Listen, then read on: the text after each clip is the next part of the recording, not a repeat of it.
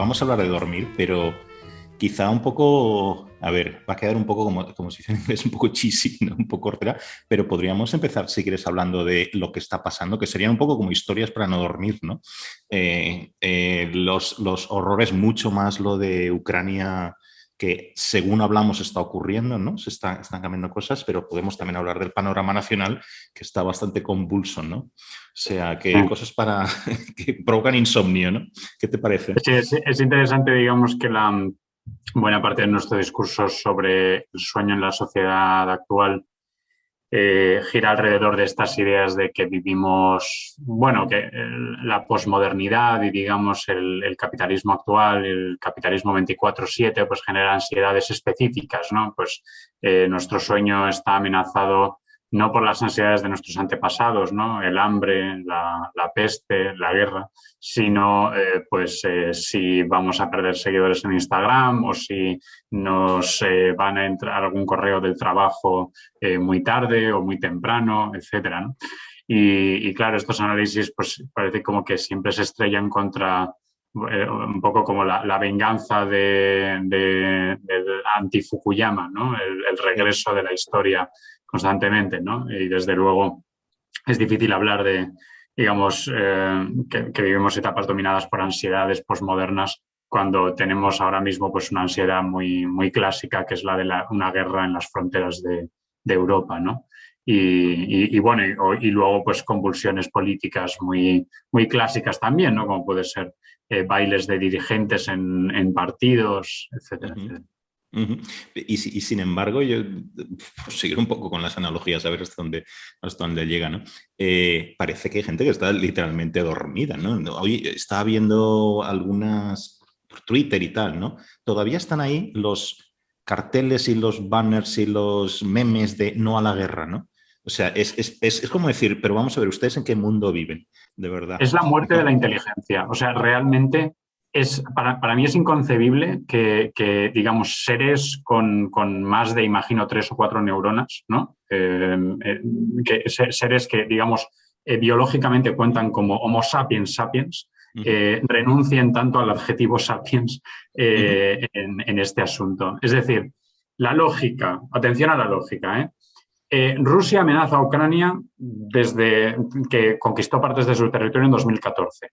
Ucrania a lo mejor se plantea que la mejor manera de defenderse algún día de esto es entrar en la OTAN, ¿no? Que es la única manera que podría proteger su integridad territorial.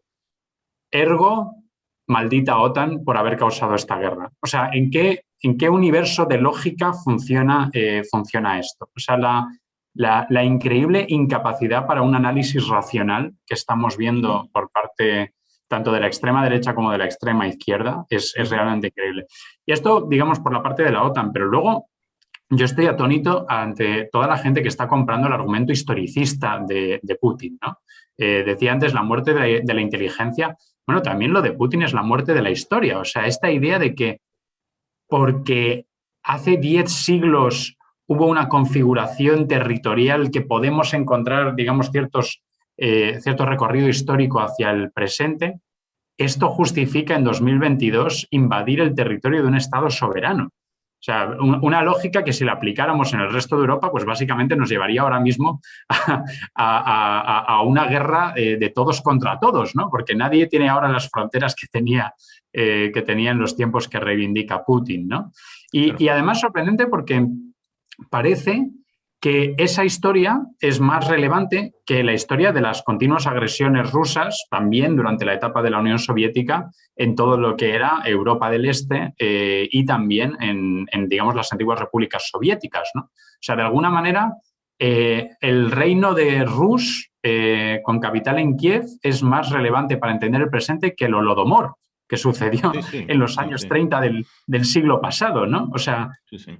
quien sepa un mínimo de historia de lo que ha sido, digamos, el último siglo, siglo y medio en todo lo que va desde Moscú hasta Berlín, ¿quién podría culpar a todas las gentes que habitan en esa zona por querer entrar en la OTAN para protegerse de este vecino que constantemente les ha agredido, les ha impuesto gobiernos, ha desestabilizado sus instituciones, ¿no? Sí, sí. No sé, me resulta realmente... Tengo un compañero en la facultad que me decía el otro día, entró en su despacho, ¿no? Digamos, y me dice, ¿qué está pasando en la esfera pública española? Esta incredulidad ante la estupidez de tantos argumentos que se están utilizando para analizar este conflicto, ¿no? Hola, esta semana converso con David Jiménez Torres, que ya pasó por aquí cuando publicó su libro 2017, La crisis que cambió España. David tiene una doble licenciatura en literatura inglesa e historia por la Universidad de Washington en San Luis y un doctorado en estudios hispánicos por la Universidad de Cambridge. Es profesor en el Departamento de Historia Política de la Universidad Complutense de Madrid y antes lo fue de la Universidad de Manchester y de la Universidad Camilo José Cela en Madrid. David es columnista en el diario El Mundo y un prolífico escritor de ensayos y novelas. Su último libro, publicado este año en Libros del Asteroide, es El mal dormir, un ensayo sobre el sueño, la vigilia y el cansancio. Empezamos hablando de algo que está quitando el sueño a muchos, como es la guerra en el este de Europa, la invasión rusa de Ucrania, sus motivos, consecuencias y la respuesta de las democracias occidentales a la violación del derecho internacional por parte del régimen de Putin.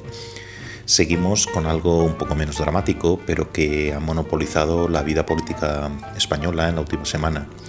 La crisis y el conflicto interno en el Partido Popular y el papel de Pablo Casado en la historia reciente del partido y como líder finalmente defenestrado.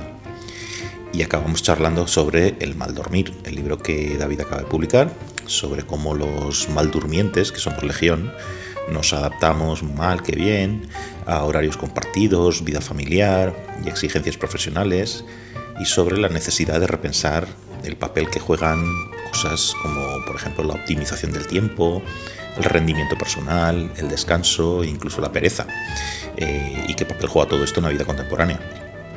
Por lo demás, ya sabéis, os agradezco y os pido que sigáis con las suscripciones en YouTube, en mi web y en Facebook, los comentarios, mensajes y críticas que me enviáis, las descargas del podcast y en general la buena acogida que le dais al programa. Ahora seguimos charlando con David Jiménez Torres. Pero es que yo no sé, yo pongo entre comillas esto de analizar el conflicto, porque tú hablas de cualquiera que sepa un poquito de historia tal. Es que ese cualquiera al final es poca gente, ¿eh? No quiero parecer como muy pesimista en ese sentido, ¿no? Pero ¿quién tiene en cuenta incluso los argumentos que tú acabas de decir ahora mismo, ¿no? Yo creo que poca gente. O sea, que todas estas posturas, que ni siquiera es un análisis, no a la guerra, esta como mínimo equidistancia, que también es una locura con esto, ¿no?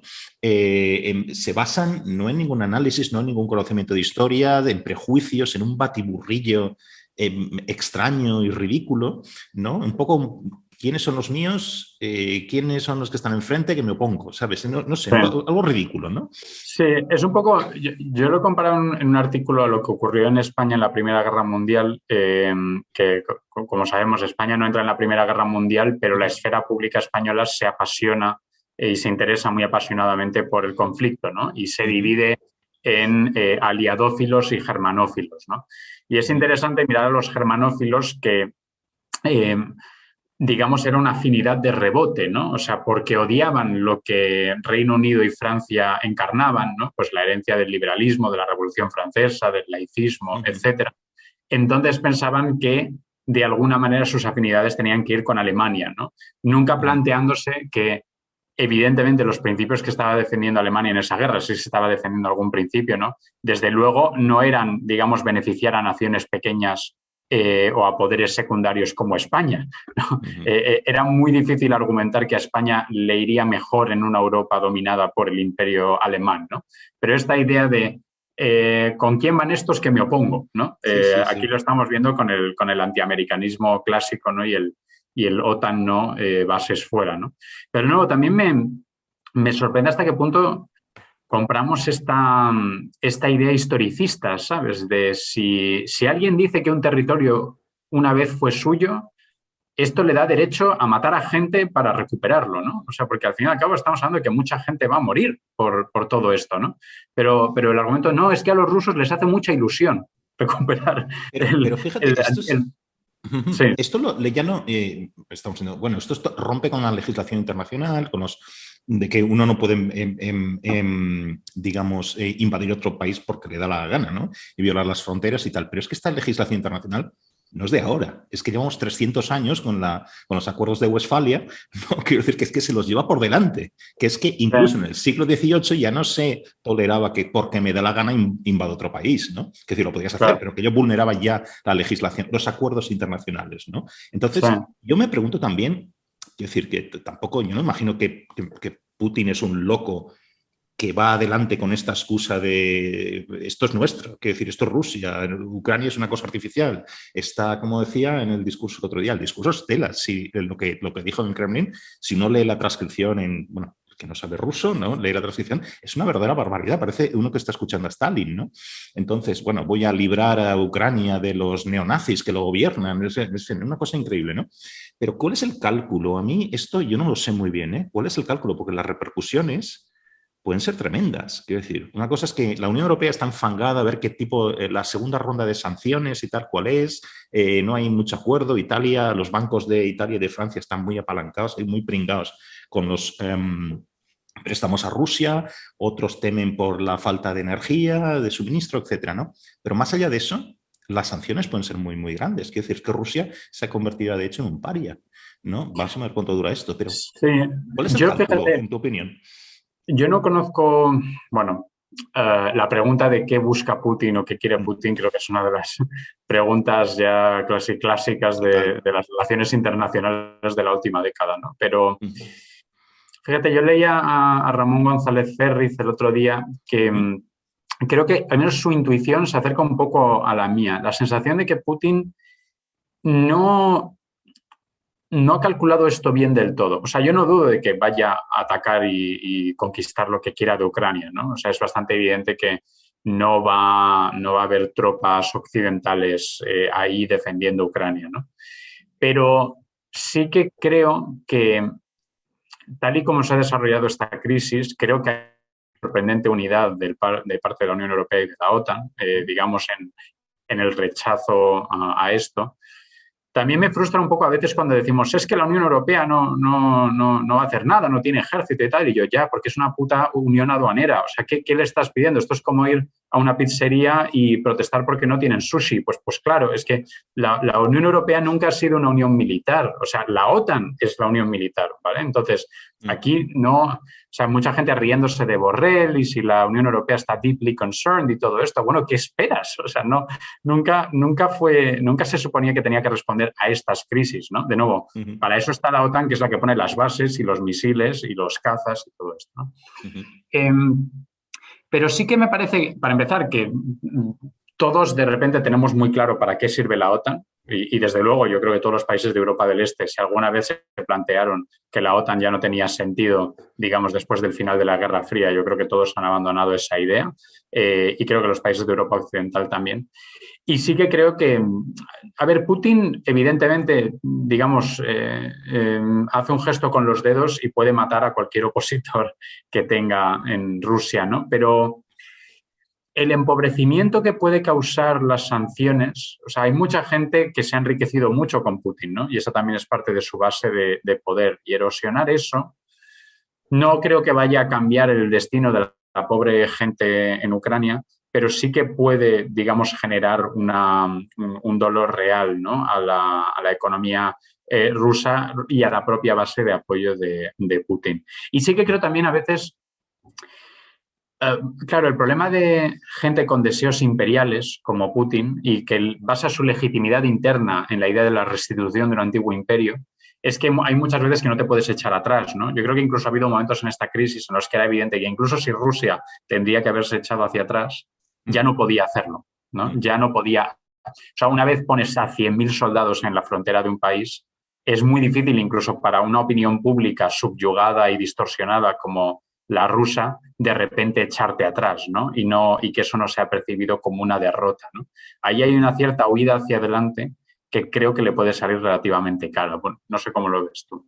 Sí, no, yo estaba leyendo esta mañana un artículo en Político, en el periódico este europeo, y hablaba citaba ahí una encuesta de estos días en el que la mitad de la población rusa estaba de acuerdo con la invasión. digamos, o sea, con que lo planteaban como una autodefensa, digamos, porque es Occidente el que está atacando. En fin, todo esto para un poco el que conozca la historia de cómo va la cuestión de la libertad de prensa y la opinión, etcétera, en Rusia, pues no se sorprende, ¿no? Había un 25% que sí está, de los rusos, aparentemente, que están en contra de esto, ¿no? Pero lo que interesa más son las élites, ¿no? Entonces, yo estoy de acuerdo con lo que estabas diciendo tú. O sea, las sanciones, pues mira, hasta ahora, a ver, que Rusia ya está en régimen de sanciones. Quiero decir que desde que invadió Crimea.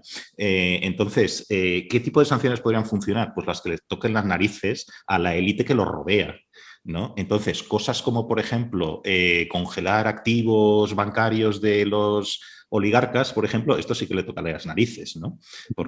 Pero claro, Boris Johnson, por ejemplo, que ha sido el más vociferante, el más vocal en lo de las sanciones y tal, la única sanción que no está dispuesto a tomar es congelar los activos de todos los oligarcas que viven en Londres, que son muchos, ¿no? Los que se han llevado la pasta al Reino Unido, ¿no? Pero cosas como si de verdad Estados Unidos y la Unión Europea se pusieran de acuerdo en sacar a Rusia del sistema bancario internacional, por ejemplo, que es esto de cancelar los códigos SWIFT y todo esto, de tal manera que los bancos no pueden operar, ¿vale? Esto sí tocaría las narices muchísimo, ¿no? Ahí yo creo que ya se lo empezaría a pensar mucho, ¿no? Sí, yo creo, por cierto, no, o sea, el podcast que grabaste con Xavi Colás y con Está en Kiev Jaime ahora. Santirso Sí, sí. vamos, a mí me gustó muchísimo y además pues a los oyentes les animo a que lo busquen porque además Colás hablaba muy bien de lo que era, él explica esta idea de que en Rusia no hay oposición, ¿no? Lo que hay es disidencia y todas las razones por las que no se puede hablar realmente de una opinión pública libre, ¿no? Y su análisis siempre es muy bueno y muy inteligente. Sí, sí. Y también Santirso hablaba, digamos, de las posibles derivadas chinas de todo esto, ¿no? Que es otro mundo, digamos, si China aprovecha esta coyuntura para por fin lanzarse sobre Taiwán y tal. A ver, yo creo, yo, o sea, creo que Occidente, si quisiera, podría crear un daño real a las élites rusas, como el que acabas de comentar, a través de las sanciones que acabas de señalar. Puede que no lo haga, que no se atreva a hacerlo. Es verdad que hay mucho dinero ruso y muchos recursos rusos, pero eso es la vergüenza de Occidente, quiero decir. Eso es lo que debemos criticar. Esto no convierte, digamos, de rebote y por una extraña operación lógica a los rusos en los buenos de esta historia, ¿sabes? O sea, evidentemente quien lo está haciendo mal es el que decide matar a gente para coger un poquito del mapa para que ahora sea de su color en vez del color del otro, ¿no?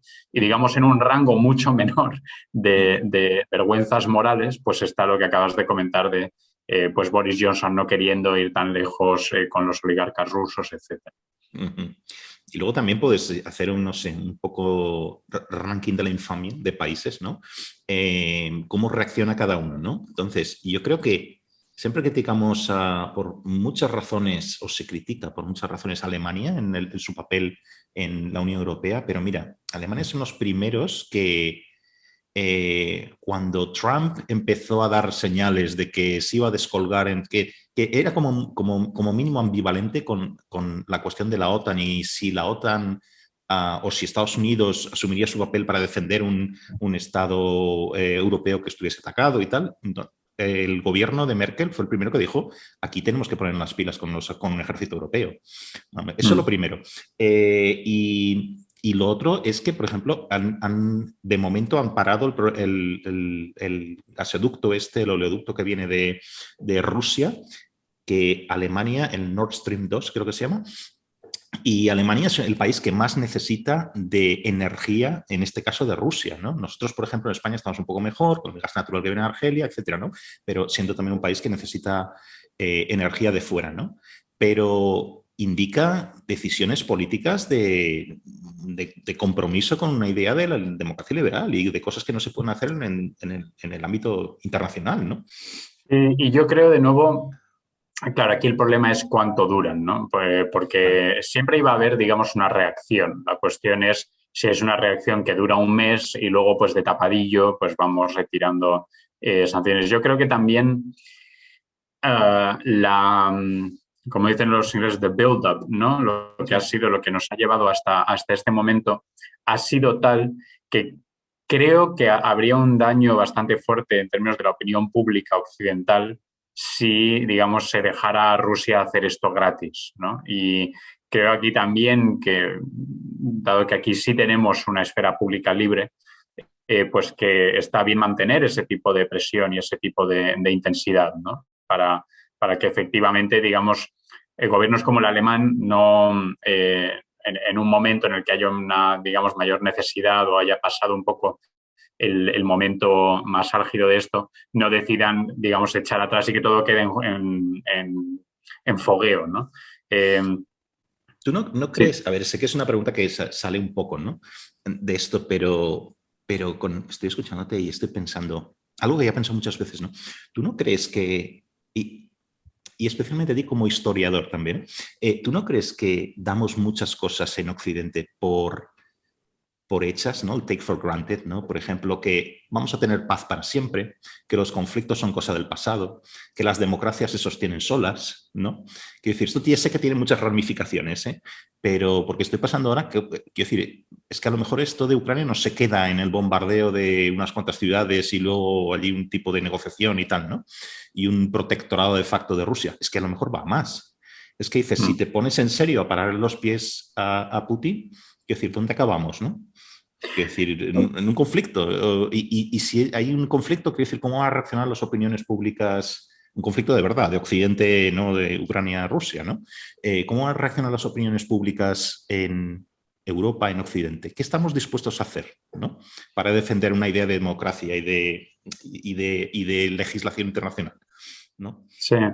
Yo no sé, no, bueno, no tenemos respuesta a esto, ¿no? Pero yo creo que, claro, cosas que take for granted, ¿no? Mm, A ver, yo creo que a veces nos olvidamos de que si la OTAN quiere ir a la guerra con Putin, o sea, destruimos a Rusia en un mes, quiero decir. O sea, estamos sí, hablando de sí. una potencia nuclear contra tres, para empezar, ¿no?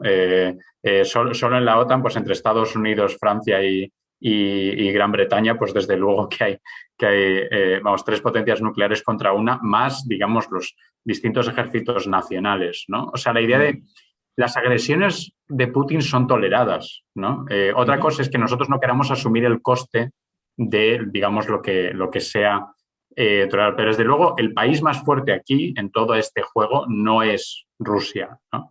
Entonces, y esto es importante para lo que decías, ¿no? La idea de, bueno, ¿por qué lo toleramos? ¿No? Pues porque efectivamente bueno, en Estados Unidos se, ha quedado demostrado en Afganistán muy recientemente que no hay apetito para, digamos, una implicación con altos números de tropas en un conflicto que no sea absolutamente necesario, ¿no? O vital ujú.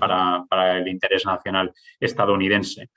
Si eso podría cambiar, bueno, veremos también qué pasa en estas semanas, ¿no? O sea, lo que desde luego es innegociable es que la OTAN es una organización de defensa mutua. O sea, ahora mismo precisamente tenemos el escenario que tenemos y Putin puede hacer en Ucrania lo que está haciendo porque Ucrania no es parte de la OTAN. Pero es que sus siguientes objetivos todos sí lo son, ¿sabes? Los estados bálticos, Ujú. Polonia, Hungría, o sea, y ahí sí que en el momento en el que caiga un misil ruso en esos territorios, es que aunque la opinión pública occidental no lo quiera, o sea, ahí es automatismo, o sea, hay Hay que una ir obligación. a la Ujú, guerra, ¿no? Y ujú. Putin sabe esto, por otra parte, o sea, no es baladí que haya elegido precisamente el estado de los que tiene cercanos que puede ser más vulnerable en este sentido, ¿no? Precisamente porque no está dentro de este paraguas de automatismos de la OTAN. Ujú. Lo que estabas hablando era el automatismo, que es el artículo 5, ¿no? De la defensa mutua, que obliga a todos los estados antes a, digamos, a acudir en defensa del estado que se ve amenazado o atacado, ¿no? Pero creo que hay un artículo, yo no soy un experto en la regulación de la OTAN, pero creo que hay un artículo 4, estaba leyendo, que si es invocado por un estado de la OTAN que se sienta amenazado de alguna forma por acciones que están ocurriendo fuera del espacio OTAN, digamos, y en este caso, por ejemplo, estoy pensando, podría ser Polonia perfectamente, podrían ser los Bálticos, etcétera, pues eso obliga a todos los miembros de la OTAN a tomar en cuenta esa amenaza, digamos, y a reaccionar en consecuencia, que eso no quiere decir desatar una guerra de inmediato, ¿no? Pero quiero decir que tampoco es esto de quedarnos cruzados porque lo que está pasando en Ucrania es fuera de la OTAN, ¿no? Entonces, vamos a ver, porque puede escalar muy, muy rápidamente la cosa. Sí, no, desde luego. Yo en este sentido sí que creo, Yo creo que las fronteras de todos los países que están en la OTAN son seguras. Seguras en un término clásico, ¿no? Luego, digamos, entraríamos en, pues, por ejemplo, lo que ha hecho Bielorrusia, ¿no? Creando esta crisis migratoria Por ejemplo. artificial también como manera. Pero, digamos, eso no es una manera clásica de poner las fronteras en peligro, ¿no?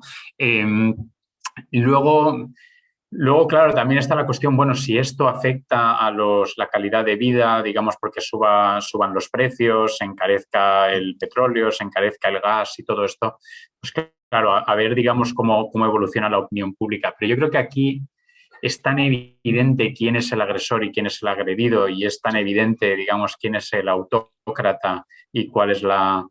O sea, sabes, comentabas antes como historiador, ¿no? Una no sé si es un chiste, pero bueno, una anécdota habitual que se suele contar para explicar pues qué es la certeza en la historia, ¿no? Pues es la gente suele volver a esta anécdota que creo que es Clemenceau y Lloyd George al final de la Primera Guerra Mundial, ¿no? Y que, digamos, el británico y el francés y le pregunta uno al otro, ¿cómo crees que recordará la historia esto que hemos vivido, ¿no? Y el otro le dice, bueno, te diré lo que no van a decir. No dirán que Bélgica invadió Alemania, ¿no? Y de alguna forma como que esto refuerza la idea de que, bueno, hay cosas que por muchas vueltas interpretativas que le des, por mucho que intentes, digamos, darle la vuelta o mirar las cosas de otro punto, han sido así, ¿no? Y Alemania invadió Bélgica en esta fecha y por estos motivos, ¿no? Bueno, pues 2022 Rusia invadió Ucrania por estos motivos y con estos objetivos, ¿no? Y por mucho que se esfuercen algunos, va a ser muy difícil darle la vuelta a ese hecho. No, eso yo creo que está claro y es verdad que es de las pocas cosas, digamos, que no está abierto a interpretación, ¿no? ¿Quién es el culpable en la Primera Guerra Mundial? ¿Quién inició todo en la Segunda Guerra Mundial, etcétera, ¿no? Entonces esto da para la historia. Oye, hablando también de una cosa que parece un poco más banal también, ¿no? Que es más de lo que nos toca, todo está unido, ¿no? Pero más de lo que está pasando estos días en España. No sé si fue ayer que te leí un artículo tuyo en El Mundo sobre lo que estaba pasando con la cuestión del PP, etcétera, ¿no? Todo esto que se llama algo así como lo que ha pasado, ¿no? O lo que estabas... ¿Qué ha pasado? ¿Qué ha pasado? Exacto, sí, sí. Entonces, tú tenías una conclusión que comparada con los sesudos y apresurados todos, ¿no? Artículos que vamos leyendo todos, ¿no? Pues era como casi simple, simple en un sentido positivo de la palabra, ¿no? Destilas lo que ocurre, ¿no? Y llegas a una conclusión, pues, como muy obvia, ¿no? Pues aquí tenemos a un político, un líder de un partido que no ha sabido muy bien controlar bueno, lo que pasaba en la casa, no ha sabido tampoco responder a las expectativas y aquí se produce un cambio de líder y buscamos otro líder, ¿no? ¿Tú crees que es así esto es al final destilándolo todo, teniendo todo en cuenta, así es como tú lo explicarías? ¿O hay algún factor más? Yo creo, a ver, las últimas semanas han sido política espectacular, digamos, creo que incluso si intentáramos explicar algún día en clase qué es la espectacularización de la política, pues probablemente este sería un buen caso de estudio. Y sin embargo, y además creo precisamente que no hay, digamos, precedentes históricos muy inmediatos, ¿no? O sea, aparte de nos ha llamado tanto la atención porque hasta cierto punto es inaudito. Y digamos, mucha gente lo ha comparado con el famoso Comité Federal del PSOE del 1 de octubre de 2016, pero creo que podemos encontrar las 7 diferencias muy fácilmente, ¿no? Entre aquellas dos. Lo del comité aquel era una cosa muy de Shakespeare, ¿no? A ti que te gusta tanto Shakespeare, ¿no? Lo del comité desde del luego, PSOE, ¿no? desde luego, sí. ¿Sabes, no? Pero también... además, yo creo que hemos reconstruido históricamente aquello como que le echaron a Pedro Sánchez porque quería armar el Frankenstein, ¿no? Y yo creo que tenemos que recordar que entonces no se hablaba tanto de armar el Frankenstein, sino de insistir en el no es no e ir a terceras elecciones, unas terceras elecciones en las que las encuestas seguían dando a la baja al PSOE. Y es ese momento en el que los políticos, los cargos del partido ven que van a seguir perdiendo diputados, que van a seguir perdiendo poder por la estrategia que ha seguido, que está siguiendo Pedro Sánchez cuando ya se mueven a actuar, ¿no? Pero bueno, volviendo a lo del PP, a ver, En realidad lo que ha ocurrido es algo muy clásico. O sea, Pablo Casado llega a la presidencia del Partido Popular en 2018, en verano de 2018. En enero de 2022, ¿podemos decir que ha sido alguien que ha corregido todos los problemas que heredó de Rajoy? Todos los problemas, digamos, que llegaban de la etapa anterior. Pues a mí me parece evidente que no, ¿no? El más básico de qué hacer con estos dos competidores directos que te habían aparecido, ¿no? Vox y Ciudadanos. Bueno, Ciudadanos es verdad que han conseguido fagocitar su espacio, pero no creo que esto se deba para nada a aciertos de Casado, sino mucho más pues, a errores de Albert Rivera y de Inés Arrimadas, ¿no? Creo que costaría Estoy de encontrar a un acuerdo. analista que diga que esto ha sido, digamos, una estrategia muy sagaz.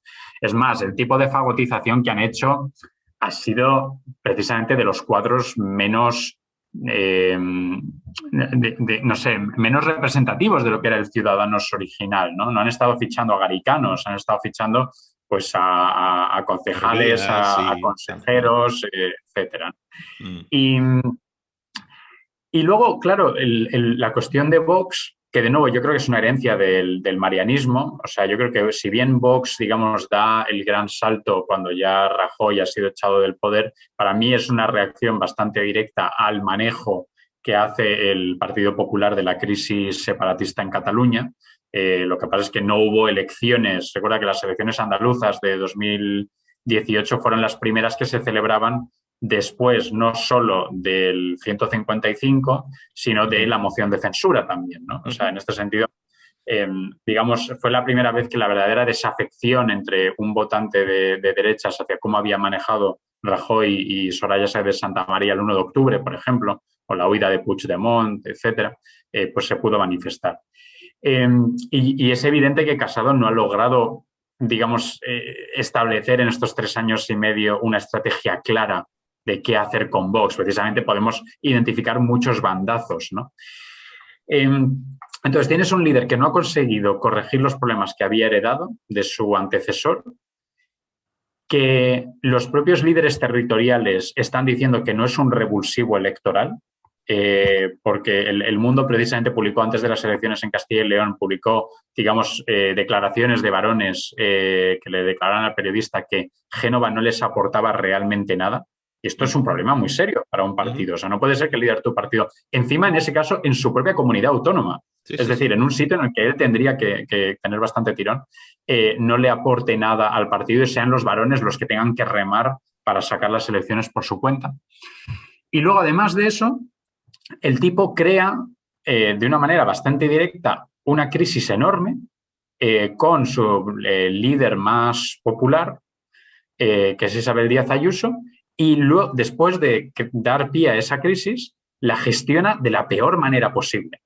Es decir, el momento en el que Casado va a la COPE, al programa de Carlos Herrera, y da esa entrevista en la que hace suya todas las tesis de García Egea del Claro. día anterior, yo no sé cuál fue tu reacción, pero la mía era de incredulidad, de decir, o sea, qué manera extraordinaria de suicidarse políticamente ha tenido este tipo, qué pésima manera de gestionar la mayor crisis que le ha llegado, ¿no? Entonces, metemos todo esto en la coctelera y tenemos la evidencia de que el líder del Partido Popular era un líder muy ineficaz para los propósitos del partido, que es finalmente llegar al poder, conseguir más escaños, conseguir más cargos y conquistar el poder. Entonces, ese partido ve que tiene un líder ineficaz, de repente ve que aparece como alternativa en una crisis muy seria al tipo que inicialmente habrían querido, que era Alberto Núñez Feijóo, que en 2018, recordemos, si no es un candidato serio para las primarias es porque él mismo se descarta, de repente dice, hombre, pues pudiendo tener a este, en vez de a este que ya le hemos probado durante 3 años y medio y hemos visto que no funciona, pues vamos con el otro, ¿no? Es verdad, por cerrar esto, que los acontecimientos han sucedido de manera muy rápida, pero creo que precisamente la rapidez y la brutalidad con la que se han sucedido, digamos, el proceso de desconexión de Casado, es lo que ha permitido que esta guerra interna no se cronifique y que en vez de convertirse en un conflicto que dure meses y que podría haber destruido al partido, o sea, yo creo que hubo un momento, hubo un par de días en los que el PP realmente se asomaba a los fantasmas de la UCD, ¿no?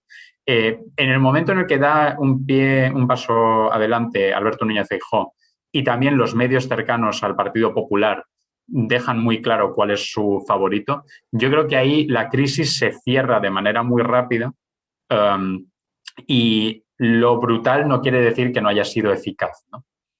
Sí, sí, no, yo de hecho el papel de la prensa y a mí me sorprendió un poco, ¿eh? Tú me preguntas antes, no sé cuál fue tu reacción, ¿no? Yo pensaba todo en términos de Pepe Gotera y Otilio, ¿no? Me parecía todo una chapuza, ¿no? Cómo se estaba gestionando todo, ¿no? Pero luego me sorprendió ya un poco más en serio, por ejemplo, el paso adelante también que da, creo que fue, no sé si fue el primer periódico, ¿eh? El ABC en una editorial tremendísima, vamos, donde literalmente que titulaba como a Casado de Misión, ¿no? Entonces, quiero decir, Creo que el mundo y ABC fueron a la el par mundo también. en esto. Creo que te estás acordando del editorial del domingo, justo después de la manifestación, que además Sí, inusualmente pues, enviaron, digamos, la alerta del editorial, la enviaron justo a mediodía, ¿no? Cuando sí, normalmente sí, muy pues, el pronto. editorial del día siguiente se suele dejar pues, para la tarde-noche, ¿no? Pero Exacto. recuerdo que el día anterior el mundo, tanto el mundo como ABC, habían enviado unos editoriales muy duros y ya, digamos, dejando claro que, en su Sí, sí. opinión, la etapa de Casado había terminado. Y allí es cuando yo me di cuenta al leer todo esto, y no solo sus editoriales, sino, digamos, la cobertura, digamos, que yo ahí vi que no había vuelta atrás. Quiero decir, tú leías, Casado se resiste, Teodoro dice que por mis pelotas me dimito, unas cosas también que ya no de Pepe Gotero Tilio, sino una cosa chabacana, pero más allá de lo que nos gusta o no el discurso, y da un poco la pista de por dónde iba la gestión de las cosas, ¿no? Yo creo, ¿no? Pero yo ahí vi que ya no había vuelta atrás. Vamos, que Es muy esto... difícil argumentar, en base a lo que hemos conocido estas semanas, que el Mm, PP estaba en las mejores manos posibles, ¿no? desde luego. Es que ni No, no. siquiera tienes que... O sea, yo es verdad, recuerdo que David Mejía, a quien digamos los dos conocemos y Amigo, admiramos, sí, escribió sí. una columna buena sobre... Es verdad que hay que centrarse, digamos, en las chapuzas de Pepe Gotera y Otilio, pero quizás no deberíamos pasar por alto la cuestión de, al menos las sospechas sobre lo del contrato del hermano de Ayuso, etcétera, ¿no? Y es verdad que, mira, a mí me parece bien que haya una investigación, que Fiscalía al menos lo examine, pues porque este tipo al menos de sospechas, pues debería, al menos preliminarmente, investigarse, ¿no? Pero esto, que digo como desideratum, lo hago sobre la base de que nadie ha producido todavía ninguna prueba de que se haya cometido algo delictivo e incluso tengo ciertas dudas de que realmente, al menos en el contexto de abril de 2020 Sí, y el Dunkerque sanitario que había montado a escala global, que realmente también sea reprochable, ¿no? Me parece bien que lo debatamos, no me parece que deba ser un sí, tema a mí que también. se deba orillar, pero creo que hay argumentos poderosos a favor de que no, no se está haciendo aquí lo que García Egea y Casado dijeron en horarios de máxima audiencia que estaba ocurriendo, que era tráfico de influencias, ¿no? Y de nuevo, si tú llevas a tu partido a una guerra civil, que es a lo que, digamos, lo estaban llevando Egea y Casado, tienes que dar a tus militantes y a tus cargos razones poderosísimas de por qué lo estás haciendo, ¿no? De decir, mira, ya sé que estoy yendo contra nuestro mayor activo electoral, pero sí tengo este documento que muestra esta cosa y Exacto. esto es irrefutable, ¿no? Y ahí incluso habría un elemento virtuoso, ¿no? De decir, nos da igual ir contra nuestra política más popular porque mirad lo que tiene y esto no hay manera de esconderlo, ¿no? Cuando son incapaces de producir eso, pues claro que la gente va a decir, pero ¿cómo la acusas sin pruebas? Claro. ¿Cómo generas? Además, recuerda que creo que todavía en el Twitter, en la cuenta de Twitter oficial del Partido Popular, siguen colgados los tweets con las declaraciones de Casado No, no en he mirado. COPE, que son Mm, terribles. O sea, sí, son de. Además, tiene gracia viniendo de ese chaval tan simpático que iba por todas las tertulias de España en 2015-2016, que se llamaba Pablo Casado, diciendo que era muy injusto someter a la gente a penas de telediario sin que hubiera una sentencia judicial firme, que cómo se podían lanzar acusaciones basadas en filtraciones interesadas a la prensa sin que un juez lo hubiera examinado, ¿no? O sea, la incoherencia es tal que, pues claro que la gente se revolvió contra ello, ¿no? claro. Es que, claro, tú estás hablando al final de una cautela, de ir con, no sé, comprobar todo 1000 veces, ¿no? Dadas las consecuencias que podía tener esto. Pero justo todo esto es lo que ha faltado. El discurso sobre esto sí, no, nosotros debemos ser ejemplares y velar por la ejemplaridad y tal, pero parece que es como si fuera de atrezo todo, ¿no? Detrás no hay nada. Quiero decir, porque si tú vas con ese discurso, detrás tiene que haber una solidez de pruebas enorme, comprobada y requete comprobada, ¿no? Porque sabes es que no se le escapa a nadie cuáles son las consecuencias de todo lo que tú estás diciendo, ¿no? Que es que se ha vuelto contra ellos un boomerang tremendo. ¿Cómo puede ser que no hubiera nadie con materia gris, me lo pregunto ahora, como para pensar esto, que es, a ver, que no necesitas un doctorado en ciencia política para saber esto, ¿no? Que es una cosa Volvemos a la sorprendente ausencia de materia gris en determinados espacios en los que debería abundar, ¿no? Es verdad que tú veías Juego de Tronos. No mucho, yo soy muy de series, pero no de esa. Pero bueno, dime. Bueno, hay un momento en la primera temporada en el que además, digamos, nos explican por qué la serie se llama como se llama, en el que, digamos, los malos, ¿no? Cersei Lannister dice, cuando juegas al Juego de Tronos o ganas o mueres, ¿no? Y esta idea evidentemente, las consecuencias ahí, lo de mueres es en un sentido muy literal, ¿no? Sí. Pero esta idea de que si juegas a la guerra, si juegas en este caso a la guerra interna, pues o lo haces muy bien o te va a salir como el culo, ¿no? Y es que García Egea y Casado han jugado a la guerra interna contra Ayuso. No es verdad que sean las víctimas de esto. O sea, hay muchos periodistas que han contado que en las reuniones, digamos informales que tenían con periodistas, ellos ya, digamos, desde hace meses estaban deslizando este asunto, ¿no? Y esto, evidentemente, pues le llegaba a la propia Díaz Ayuso, como no le iba a llegar, ¿no? Entonces, vale, tú quieres jugar a la guerra interna, quieres jugar a intoxicar, quieres jugar a lanzar sospechas porque tienes miedo a que Díaz Ayuso, si pierdes las próximas elecciones generales, se postule como alternativa para disputarte el liderazgo, ¿no? Bueno, muy bien, pues has jugado mal, me diste fatal tus fuerzas, me diste fatal lo que tenías y ahora has perdido. Es que es así de sencillo. 2 más 2 son 4. Nunca, generalmente, la gente que va de lista se olvida de que el otro también juega y que el otro también puede ser muy listo, ¿no? Entonces, vale, tú puedes ir de listo e ir soltando esto a los periodistas, pero resulta que el otro también va a decir, sí, pues voy a intentar darle la vuelta a esta situación y ver cómo os puedo ganar, ¿no?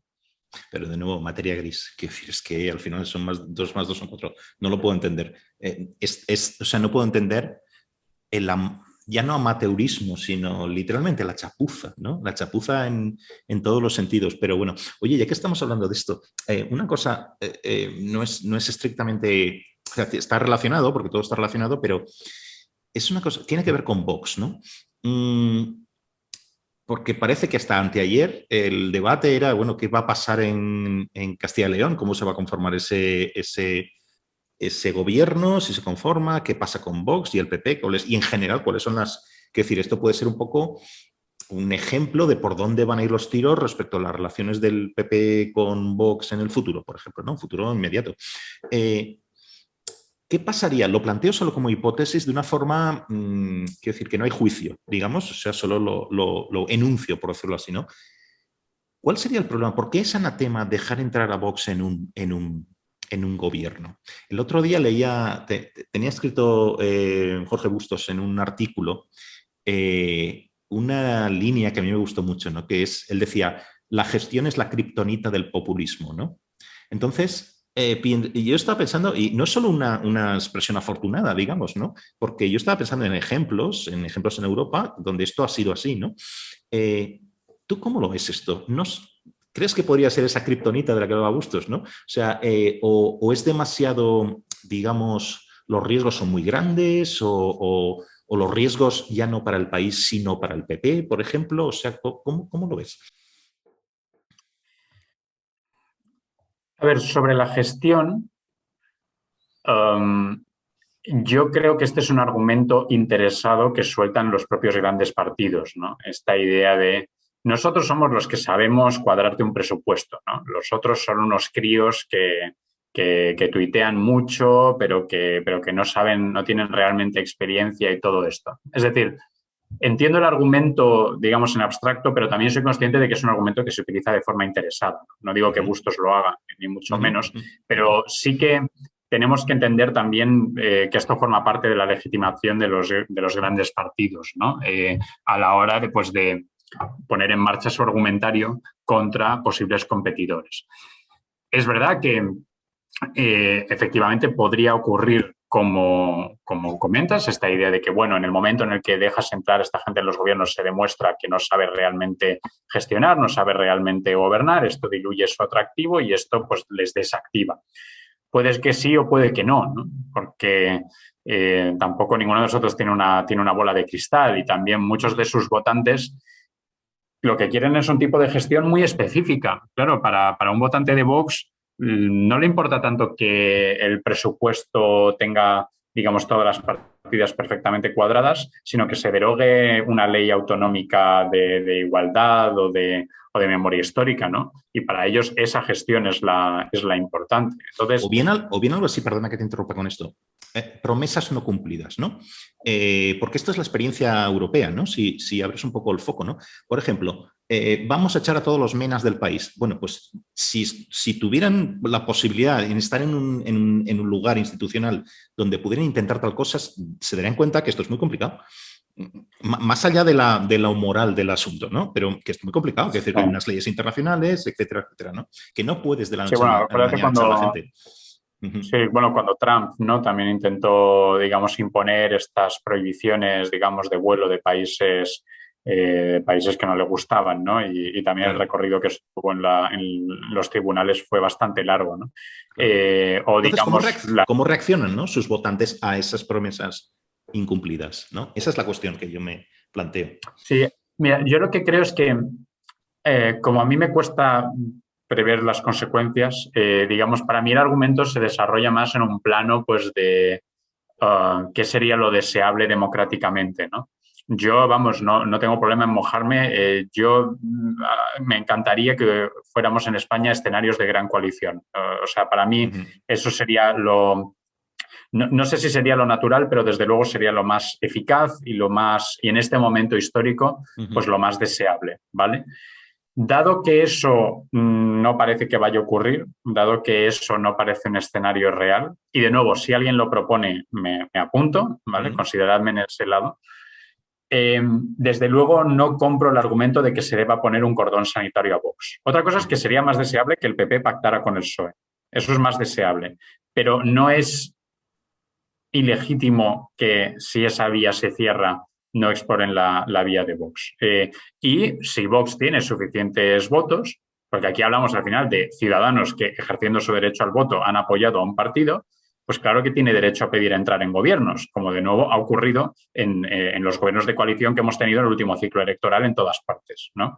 Podemos ha estado en gobiernos, Ciudadanos ha estado en gobiernos, digamos en ambos casos en minoría, pues Vox también tiene la fuerza de los votos para apoyarlo, ¿no?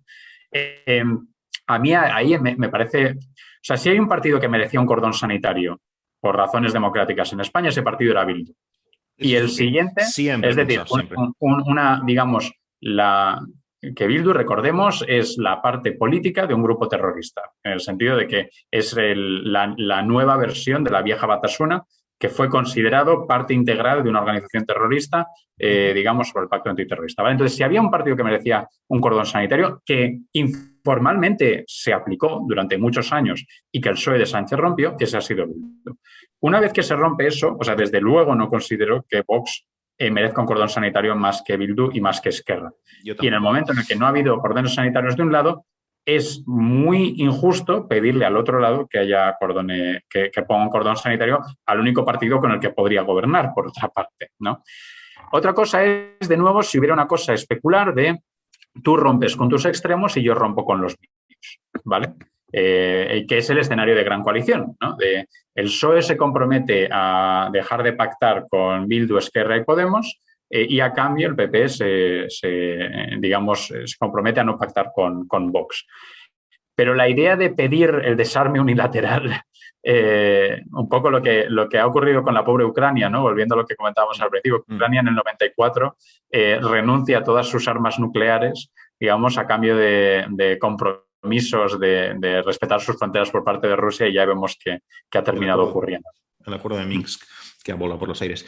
Pero también a mí no me extraña nada de esto de lo que estás diciendo, esta petición de desarme unilateral, porque realmente hay un sesgo en el discurso. Es que aquí hay el contexto en el que todo esto se desarrolla está muy sesgado, ¿no? Yo creo que está muy sesgado hacia la izquierda, en el sentido de que parece que es la izquierda la que determina qué es lo moralmente aceptable y lo que no. Este es el trasfondo, ¿no? Es decir, Cayetana llama esto el tablero inclinado, hay muchas formas de describirlo, ¿no? Pero También piensa, tú dices lo moral o lo aceptable. A mí me hace gracia también que se define de una manera sesgada lo constitucional, ¿no? Este argumento de Vox defiende posturas anticonstitucionales, ¿no? Por su, digamos, enmienda al Estado de las Autonomías. Sí, es lo que está pensando. Bueno, o sea, demos por bueno ese argumento. ¿Qué pasa? ¿Que el programa de Bildu no es anticonstitucional? Claro. ¿Que el programa de Esquerra no es anticonstitucional? ¿Que el programa de Podemos? Es que Podemos, al aceptar la tesis soberanista de que deben de permitirse referéndums de secesión en, digamos, distintas comunidades de España, también su programa de máximos va en contra de la Constitución tal y como está.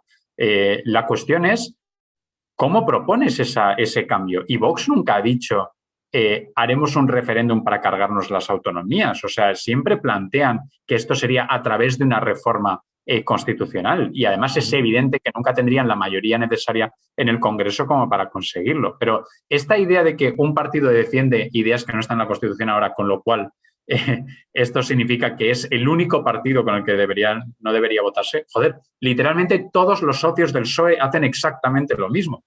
Claro, por eso a mí me gustaba una cosa que decía Ayuso justo después de las elecciones en Castilla y León, que es, bueno, exploremos un posible pacto con Vox y que no nos importe, o no sé si hablaba estrictamente de Vox, exploremos diversas opciones de coaliciones, etcétera, y que no nos importe qué piense la izquierda de nuestros pactos. A mí esta parte me gustaba mucho, ¿no? Por lo que tiene de un poco dar una patada a este contexto de que la izquierda determina qué es lo moralmente admisible y lo que no. ¿No? Claro. Es decir, ya está y bien, al mismo tiempo, sí, al mismo tiempo, o sea, está bien, y creo que los dos estamos de acuerdo en esto y sin embargo, tanto tú como yo estamos de acuerdo como mucha gente, digamos, cercana a nosotros, creo, en lo inaceptables que son declaraciones como las que veíamos de Rocío de Mer y de Contreras, me parece que era, ¿no? Esta especie de nacionalismo etnicista de ser español no es lo que ponga en tu pasaporte, en tu DNI, es algo más, es una especie de esencia, no podemos traicionar a nuestros antepasados. O sea, eso, quiero decir... O David, las declaraciones de una señora toda abogada del Estado que hablaba de que había que darle gracias a la Virgen por permitir la reconquista de España. Quiero decir, a mí esto, vale, pues lo puedes ver como una cosa folclórica y yo lo veo así, quiero decir, y puedo, fíjate, discriminar y apreciar o respetar otras declaraciones de la misma persona, que me parecen correctas. Pero esta en concreto es de decir, pero oiga, ¿esto de dónde salen, de qué planeta salen ustedes? ¿No? Sí, y yo sí que creo que se viene como parte de este escenario que comentamos, ¿no? Va a haber gobiernos PP y Vox y va a haber, digamos, va a producirse, yo creo que debates muy fuertes, más fuertes de los que ha habido ya hasta ahora, sobre, digamos, ideológicos en la derecha y el centro derecha, ¿no? Entre los más voxeros, los más peperos y los, digamos, más cercanos a lo que en su momento representó Ciudadanos, ¿no? Yo creo que esos debates ideológicos van a ser muy fuertes y, desde luego, en ese debate pienso estar del lado de los que critiquen este tipo de nacionalismo etnicista religioso que plantea Vox, que me parece irreconciliable con el tipo de liberalismo en el que yo creo, ¿no?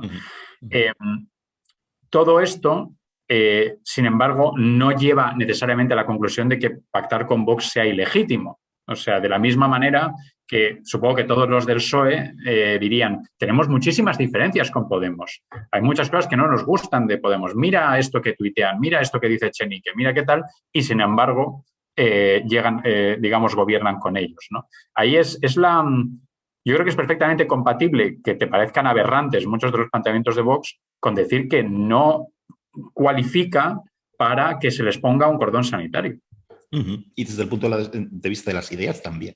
Es decir, no solo desde el punto de vista práctico de cómo organizamos el sistema de partidos y las coaliciones, etcétera, y los gobiernos, sino también desde el punto de vista de las ideas. Si uno se toma en serio, yo digo esto muchas veces, defiende un mercado de las ideas lo más amplio posible, etcétera, donde a ideas que nos parecen criticables o repugnantes incluso, no las tienes que literalmente poner un cordón alrededor, sino refutarlas o tratar de combatirlas con argumentos. Entonces no puedes echar, digamos, a actores que, oye, esto parece un ridículo seguir hablándolo, pero quiero decir, Vox puede decir mucho sobre el Estado de Santo Tomás y tal, pero oye, que no han secuestrado a nadie, que no han justificado asesinatos, que no tal, y tenemos partidos que están apoyando al gobierno que sí lo han hecho.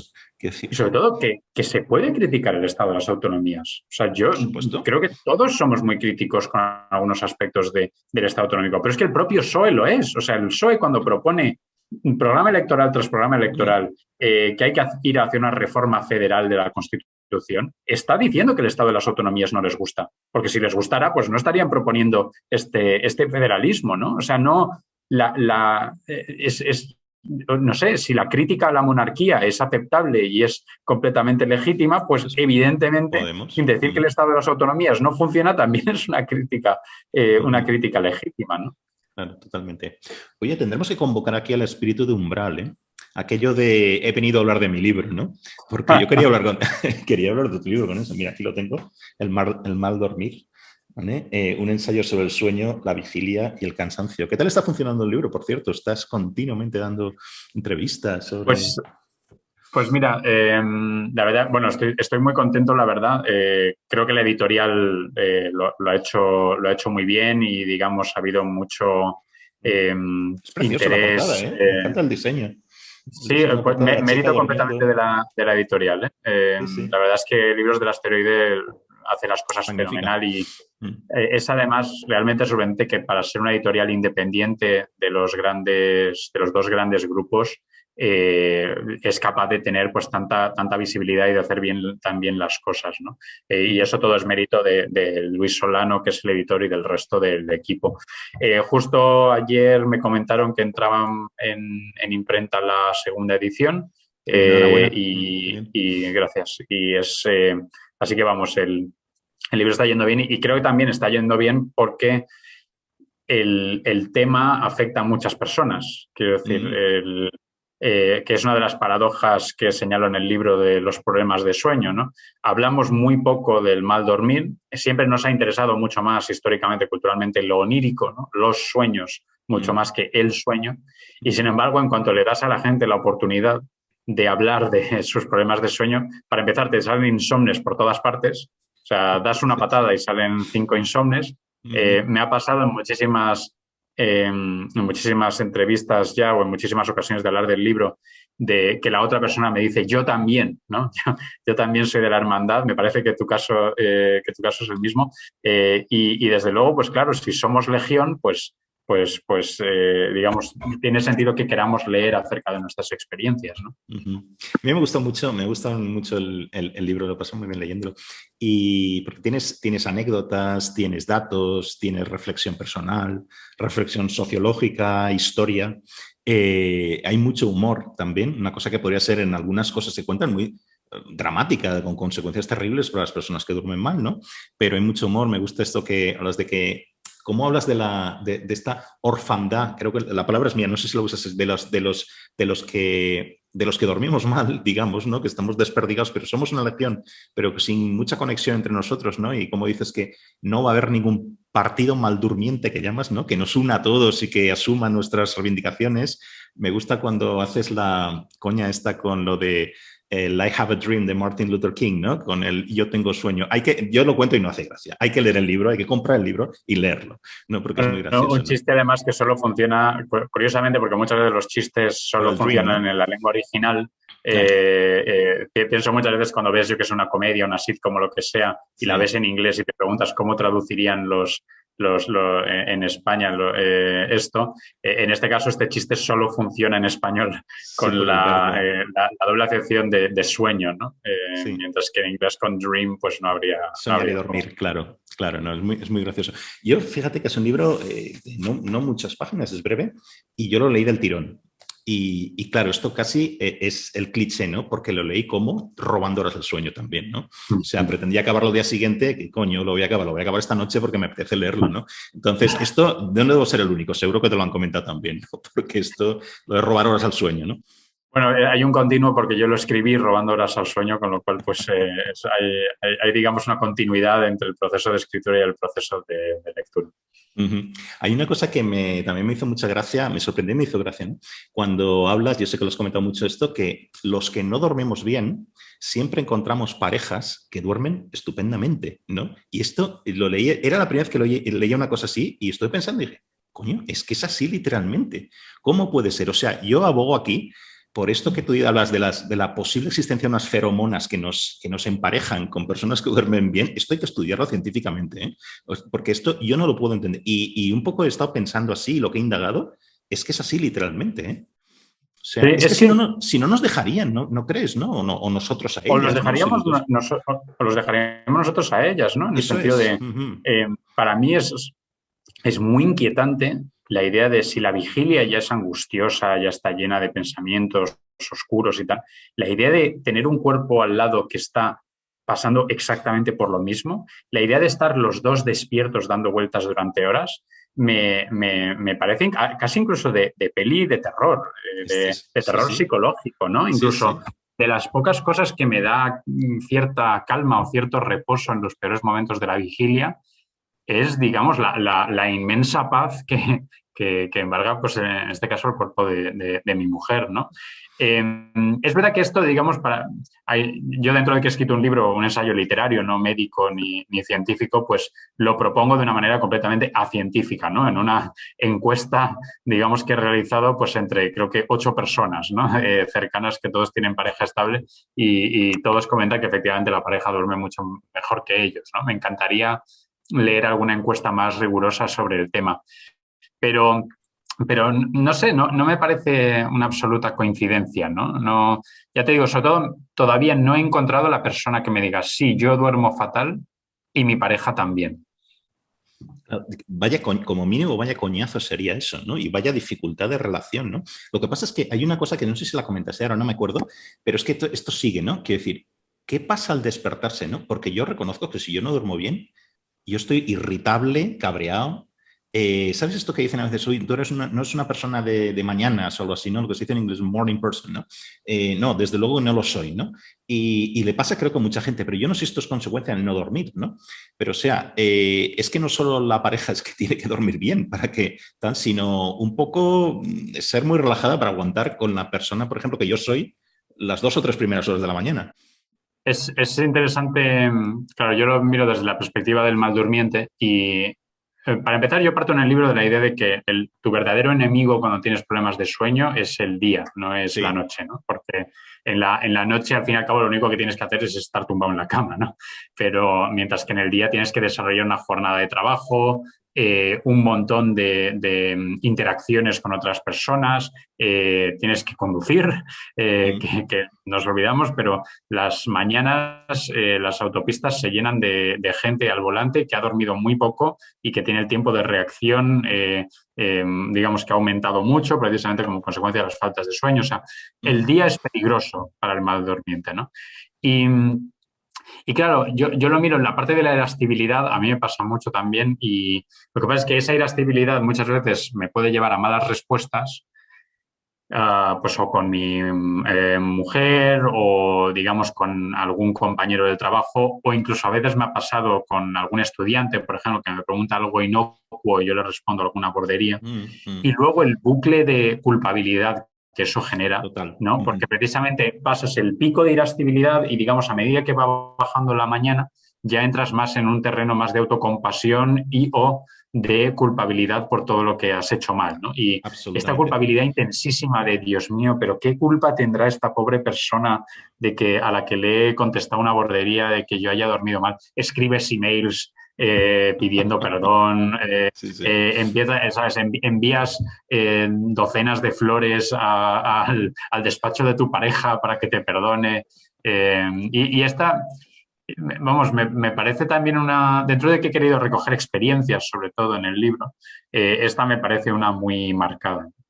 No, no, me río porque es que es literalmente así, ¿eh? No por otra cosa, ¿no? Y no me extrañaría nada que esto fuera una cosa muy generalizada, ¿eh? Pero bueno, una cosa que sí me interesaba también es cuando hablas de los cronotipos, ¿no? El ser el búho o tener un cronotipo de las mañanas, ¿no? O sea, cuando rindes, cuál es tu pico de energía, digamos, o de capacidad intelectual de trabajo, pues si es más hacia la noche, tarde-noche, o si es más por las mañanas, ¿no? Yo entonces, vamos, con descaro, yo soy un búho, ¿no? En ese sentido. Lo que pasa es que también, como ¿Y muchos tú? otros, claro, me too, ¿no? Pero como tantos, yo lo he intentado cambiar muchas veces, ¿no? Porque, claro, lo que pasa es que independientemente de cuál sea tu cronotipo, otra cosa es los horarios de trabajo que tú tengas, etcétera, ¿no? Las obligaciones. De hecho, a mí me gusta también, aunque toda mi energía va pues hacia el final del día, digamos, a mí me gusta esa sensación de salir pronto de casa y que se están abriendo las panaderías y está amaneciendo y no sé qué, pero nunca lo he logrado a largo plazo. Y no sé si es por falta de disciplina o porque la biología no me deja. A mí esta parte de la biología pues me interesa porque yo tengo a culparme mucho también, ves que los que dormimos mal los culpamos por mil cosas, ¿no? Entonces, decir, es que no eres disciplinado, es que no lo intentas suficiente, ¿no? Pero a lo mejor es que la biología, digamos, por un tiempo, tú hablas un poco de esto, ¿no? El de tener un poco como inscrito en el ADN si eres un búho o eres una alondra, creo que lo llamas, ¿no? Entonces, lo que no me queda claro es, ¿los búhos tenemos el ritmo circadiano cambiado o este ritmo circadiano es fijo para todo el mundo? Y esto es independiente, ¿no? Y si no es fijo, o sea, si es fijo, ¿se puede cambiar? ¿O esto es una quimera, el querer ser una persona de mañanas cuando eres un búho? A ver, partiendo de que yo no soy experto en medicina del sueño ni en ciencia del sueño, yo, digamos, te repito, actúo como ventrílocuo de lo que he leído, digamos, en el proceso de preparación de este libro, ¿vale? Y fundamentalmente lo que te voy a responder ahora, estoy repitiendo lo que he leído en el libro este de Matthew Walker de ¿Por qué dormimos?, ¿no? En el cual él dice que el cronotipo que tienes es algo genético e inmodificable. Tú, si tienes un cronotipo tipo búho muy marcado, no hay realmente nada o prácticamente nada que puedas hacer para alterar eso, ¿no? Siempre va a ser, digamos, tu tendencia natural. Y siempre va a ser mucho más difícil cambiarla que intentar adaptarte a ella, adoptar tus horarios de trabajo, de sueño a ella. Evidentemente, gente como tú y como yo, que tenemos el cronotipo búho, encontramos maneras de insertarnos en los ritmos normales de nuestra sociedad, ¿no? Tú y yo tenemos empleos, digamos, hemos desarrollado una actividad profesional normal, no tenemos la cosa tan dramática de la gente que realmente solo puede vivir de noche, ¿no? Que tiene el ritmo circadiano completamente cambiado, ¿no? Que son muy pocos casos, pero existen. Eh, lo interesante de todo esto es hasta qué punto sobre esta realidad biológica se superponen cuestiones morales y cuestiones culturales, ¿no? Esta idea de que tenemos que tenemos el cronotipo búho de si no logro dormirme por las noches esto es una muestra de inmadurez mía, de inmadurez propia. No soy capaz de disciplinar mis horarios, no soy capaz de disciplinar mi tendencia a no hacer lo que debo hacer, me quedo hasta tarde leyendo, me quedo hasta tarde viendo películas y todo esto es una muestra culpable de holgazanería incluso, ¿no? Creo que aquí también hay una idea hasta cierto punto muy protestante de perder el tiempo, ¿no? De el pecado de la pereza, ¿no? Uh -huh. Jeremy Bentham, ¿no? Recoge una cita en el libro que decía que precisamente quedarse en la cama sin hacer nada era moralmente peligroso,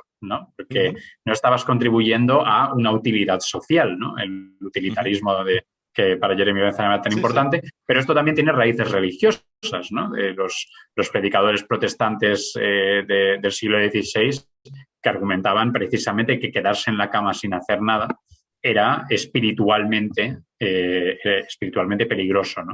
Ujú, También porque era un momento en el que aumentaban las tentaciones, etcétera, ¿no? ujú, ujú. Entonces, me interesa de dónde nos viene esta culpabilidad, ¿no? Yo creo que también, digamos, por no extenderme demasiado, ¿no? Pero sí que asociamos tanto los ritmos de trabajo con la vida adulta, ¿no? Los ritmos de trabajo estándar, de despertarte a las 6:30 o 7 para llegar al trabajo a la hora habitual de entrar en el trabajo pues luego salir y luego pues irte a la cama a una hora que te permita dormir tus 8 horas, ¿no?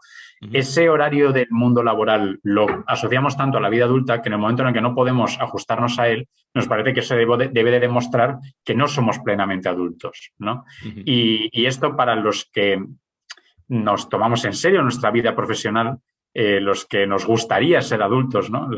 Los Sí, sí, pinochos, ¿no? De Gepetto, ¿cómo me convierto en un adulto de verdad? sí, sí, sí. Pues nos resulta muy angustioso. Y ya que hablas esto, esta parte de lo que cuentas en el libro me gusta mucho, ¿no? Esto de la cuestión del optimizar el uso del tiempo y hablas de la industria del sueño, todo un poco que parecen, digamos aquí, las prescripciones morales y luego cómo se adapta a esta industria del sueño, cómo saca un provecho. De esto parecen las dos caras de una misma moneda, ¿no? La cuestión de optimizar el uso del tiempo nos bombardean continuamente, ya es un clásico, las declaraciones de personas exitosas, todo esto entre comillas, que declaran que duermen 4 horas o que se levantan a las 5 de la mañana, ¿no? O que se levantan una hora de tal mientras todo el mundo está durmiendo y ellos pueden mandar sus emails y son muy productivos, ¿no? Luego estaba pensando otra imagen, ¿no? Como tu libro es tan rico en imágenes, que es una cosa que me gusta mucho, ¿no? Pues claro, despierta todo este tipo también más imágenes en el lector, ¿no? ¿Sabes yo no sé ahora, pero yo creo que todavía seguirá esto, ¿no? Estas revistas tipo Cosmopolitan, tal, que habla de las supermujeres, superwoman, ¿no? Que son con unas portadas terroríficas, ¿no? Donde pone, te puedes organizar y lo puedes lograr todo, ¿no? Y está una imagen de una tía súper buena con un niño en el regazo y en la otra un maletín y perfectamente arreglada y tal, ¿no? Esto un poco como que uno lo ve, ¿no? Y dice, ostras, si yo no puedo llegar a todo esto es que en algo estoy fallando, ¿no? No puedo ser esa superwoman, ¿no?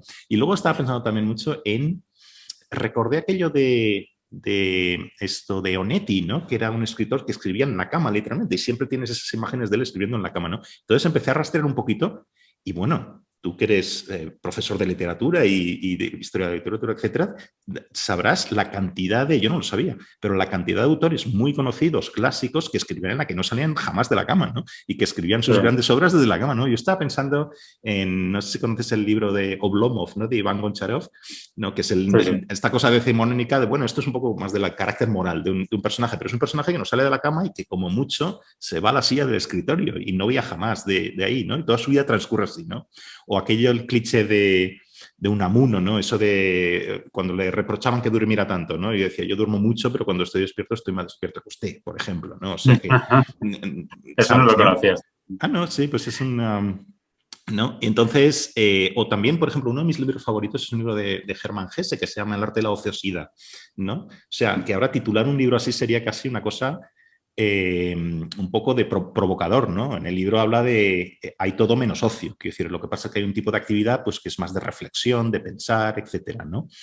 Fíjate, Sí. si, por no olvidarme, en una cosa que se me ha ocurrido Ujú, cuando comentabas antes, lo de los ideales que comentabas, el ideal cosmopolitan, ¿no? O el ideal del titán de industria que solo duerme 4 horas y que dice que ujú, eso le basta y tal, ¿no? Eh, Eso es cierto y creo que es muy, digamos, cultura de los años 90 y de los 2000. Y sin embargo, creo también que hay otro ideal o otros valores que se han convertido en muy, muy centrales a nuestro mercado de las ideas o mercado de prescripciones de cómo deberíamos vivir, que es el ideal de una vida sana, ¿no? ujú, Que esto lo ujú, vemos muchísimo en el mundo de la alimentación, ¿no? La idea de volver a alimentos naturales, siempre con esta idea de que la modernidad nos ha desviado de lo que sería nuestra vida natural, ujú. nuestra vida físicamente natural, no solo de nuestros pensamientos, sino también pues de qué metemos en nuestros cuerpos, ¿no? De qué nos alimentamos, cómo pensamos y también creo que el sueño entra en esto, ¿no? O sea, yo no he escrito, no intento escribir un libro científico médico sobre el sueño para empezar porque no podría, pero también porque el mercado está lleno de ellos. Es decir, Ujú. libros sobre el insomnio, sobre cómo curar el insomnio, sobre cómo curar los problemas de sueño desde un punto de vista médico, hay a patadas y cada vez más. Hay verdaderos gurús del sueño. El propio Matthew Walker es uno de ellos, aunque probablemente uno de los menos cantamañanas, ¿no? Pero sí, desde luego, digamos, figuras que adoptan el rol de gurú del sueño, que da conferencias muy bien remuneradas probablemente por todo el mundo hablando de los beneficios del sueño y de cómo conseguirlo, ¿no? Entonces, incluso había un artículo del Guardian que cito en el libro que decía "Sleep is everywhere", ¿no? El sueño está por todas partes. No paran de decirnos qué nos ocurrirá cuando no lo conseguimos. Incluso para mí, una de mis experiencias como maldurmiente es la angustia profunda cada vez que alguien me dice lo malo que es para mi salud no dormir, ¿no? Y que voy a desarrollar cáncer, que voy a tener enfermedades cardiovasculares, y digo, joder, pues vale, pero no puedo hacer nada. No, esto no es que yo desee no dormir, ¿no? Entonces, a mí entiendo que esta reivindicación del sueño natural, ¿no? Estos gurús del sueño intentan contrarrestar ese ideal más nocivo, como decías, de la mujer cosmopolitan que puede tener 3 hijos y llevarlos a todos al colegio y luego tener un trabajo de súper ejecutiva. Sí. ¿Y cómo consigues eso? Pues sacrificando el sueño. O sea, no queda otra, ¿no? Claro. Pero también creo que deberíamos empezar a interrogar críticamente toda esta reivindicación del sueño en sí, ¿no? Y hasta qué punto puede también tener ciertos puntos ciegos. La reflexión de que te hace con estás citándote toda esta casi reivindicación de la lentitud, etcétera, ¿no? Que estaba diciendo, era un poco más amplia, ¿no? Pero tiene relación con lo que hablas también en tu libro, con lo que estás diciendo ahora, ¿no? ¿Tú no crees que, no sé, me planteo también, que reivindicar esta lentitud, la calma, el dolce far niente, no optimizar el tiempo, es una cosa como muy casi contracultural, casi incluso, si quieres, dados los usos sociales, casi una cosa patológica también? Porque esto hay que hilar un poquito fino aquí, ¿no?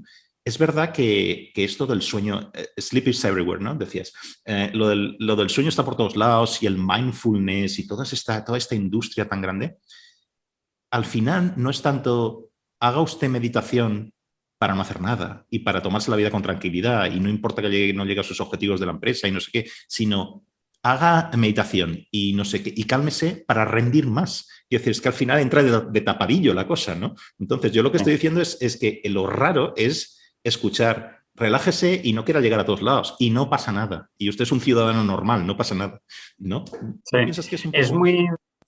A ver, también es verdad que la reivindicación del derecho al ocio, a lo inútil, también tiene raíces históricas, ¿no? Y generalmente desde la izquierda, ¿no? Y digamos desde una izquierda, digamos, crítica con la industrialización, ¿no? Estaba justo ahora buscando el libro de Paul Lafargue de El derecho a la pereza, es de 1880, ¿sabes? Entonces, siempre esta idea de que la hiperactividad de la organización industrial capitalista nos roba algo valioso, que es la capacidad incluso mental de no hacer nada, ¿no? Y no sentirnos culpables por ello. Digamos, tiene cierta historia, ¿no? Y creo que en general también la izquierda anticapitalista de hoy en día también la reivindica con cierta frecuencia, ¿no? Claro, dicho lo cual, a mí lo que me gustaría sencillamente es que la gente estuviera más en paz consigo misma, ¿no? Entonces, dentro de que yo no quiero desarrollar de esto un argumento anticapitalista, porque tampoco creo que todas las ansiedades del mal durmiente sean un producto del neoliberalismo y que si viviera en una etapa histórica distinta tendría la mente completamente limpia, ¿no? O sea, nuestra época no tiene el monopolio de las ansiedades, por así decir. Pero es verdad que es tan intensa la angustia por no estar haciendo nada en la vigilia. Yo al menos la siento mucho, ¿no? Digamos, yo además que me gusta trabajar y que suelo tener la angustia de no estar llegando a todo. Claro, una de las frustraciones en las horas de la vigilia es que, joder, estoy en la cama y literalmente no estoy haciendo nada y ni siquiera estoy, como decías antes, digamos, recargando pilas para estar lúcido al día siguiente y poder trabajar mejor, ¿no? Y desde luego, esa ansiedad yo la siento. Y parte de la terapia que intento hacerme es decir, pues mira, hay momentos de la vida en los que no vas a hacer nada, ¿no? Y resulta que te ha tocado que este sea uno de ellos, ¿no? Y bueno, si conseguimos que esa terapia pues llegue a buen puerto, pues habremos conseguido algo, supongo. Claro, no, yo totalmente me veo reflejado en esto que estás diciendo, ¿no? Que es un tipo de ansiedad. Otro tipo de ansiedad parece que es un poco la hiperexcitación, ¿cómo lo diría? Tú lo comentas también en el libro, ¿no? O sea, yo no sé si estos momentos de vigilia o de dar vueltas en la cama o de rumiar pensamientos se podrían llevar mejor si estuviéramos en general más acostumbrados a estar con nosotros mismos. Ya sé que esto parece una cosa de mindfulness, pero lo que quiero decir con esto es, parece que estamos acostumbrados todos a tener estímulos externos continuamente. O sea, se habla de los quinceañeros y tal, pero yo creo que es todos, ¿eh? Por ejemplo, yo estaba pensando, leyendo tu libro, en algo que leí, luego lo busqué, lo leí en su día, un experimento que se hizo, no sé si te suena, en la Universidad de Harvard, creo que fue en 2014, con unos estudiantes en los que el experimento, la cuestión era, básicamente tú entras en una habitación, te sientas en una silla, en la habitación no hay nada, tú no puedes tener ni reloj, ni móvil, ni nada de nada, y se trata de estar sentado en una silla 15 minutos, rumiando tus pensamientos, o literalmente, bueno, ahí estás sentado, ¿no? Y luego había una segunda opción, que es tú haces esto, pero si quieres salir antes de los 15 minutos, tú estás conectado a un electrodo que te da una pequeñita descarga eléctrica. Entonces tiene dos opciones. La cuestión es quién se aguanta los 15 minutos sin hacer nada mirando el techo y quién no aguanta y prefiere que le den una descarga para evitarse el trance, ¿no?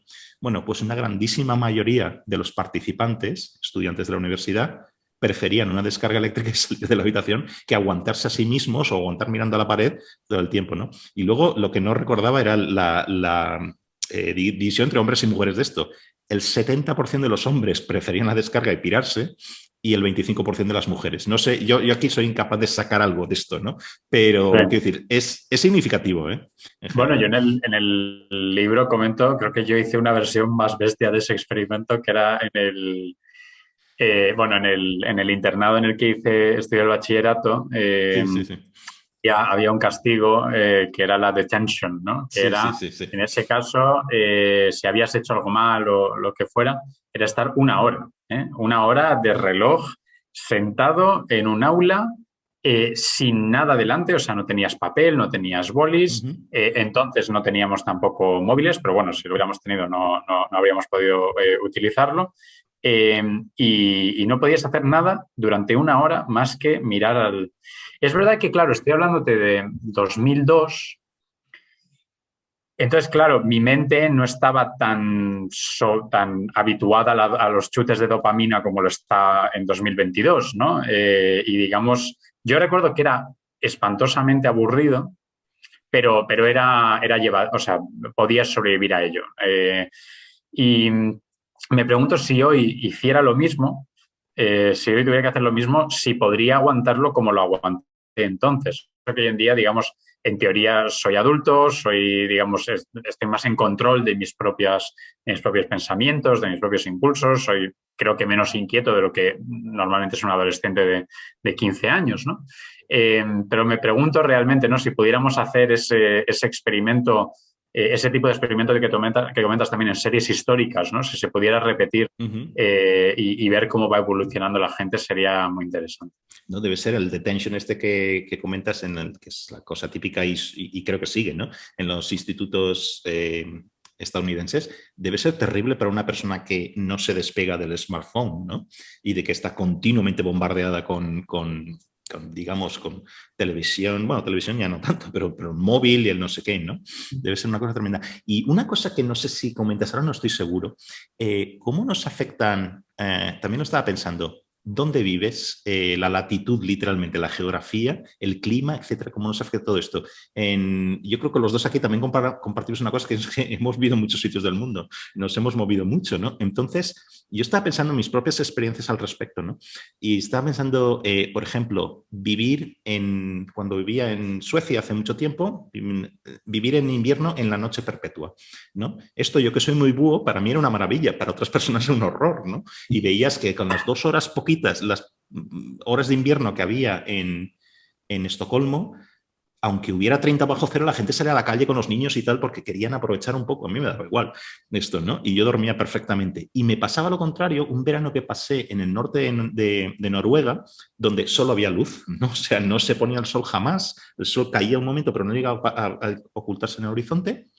Eso sí me fastidiaba bastante. Mi cuerpo se sentía súper extraño. No sé si pasa una experiencia estas de día perpetuo, ¿vale? Pero el cuerpo, hay algo ahí que el cuerpo nota que es raro, ¿no? Que a las 3 de la mañana hay un solazo de narices ahí arriba, pues es algo extraño. Y luego una cosa que te das cuenta que esto era un problema, era que en la muy calvinista norte de Europa ya sabes que no hay persianas, no hay cortinas, las cosas están abiertas porque parece que es una cosa de ocultar lo que haces en casa, es una cosa como pecaminosa, ¿no? Entonces se ha mantenido esta tradición, ¿no? Sin embargo, en el norte de Europa, en el norte de Suecia, norte de Finlandia, etcétera, hay persianas, ahí puedes cerrar a cal y canto las ventanas, tal, pero para que no te entre el sol en verano, ¿no? Entonces, ¿no piensas que esto afecta bastante, no? Sí, bueno, me interesa mucho lo que comentas. Yo no he tenido experiencias tan dramáticas digamos, hasta cuánto al norte he vivido, ¿no? Como las tuyas.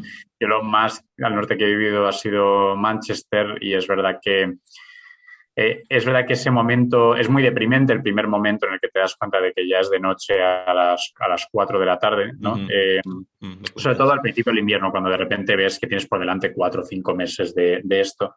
Y sin embargo, es verdad que para los que tenemos la costumbre de trabajar de noche, pues no nos resulta antinatural, ¿no? Seguir trabajando en ese horario que imagino que sería más duro para una Londra. Es verdad también, a mí, por ejemplo, claro, los horarios en Inglaterra también eran distintos, ¿no? A mí me parecía genial cenar a las 6:30 y a eso me adapté casi sin ningún problema.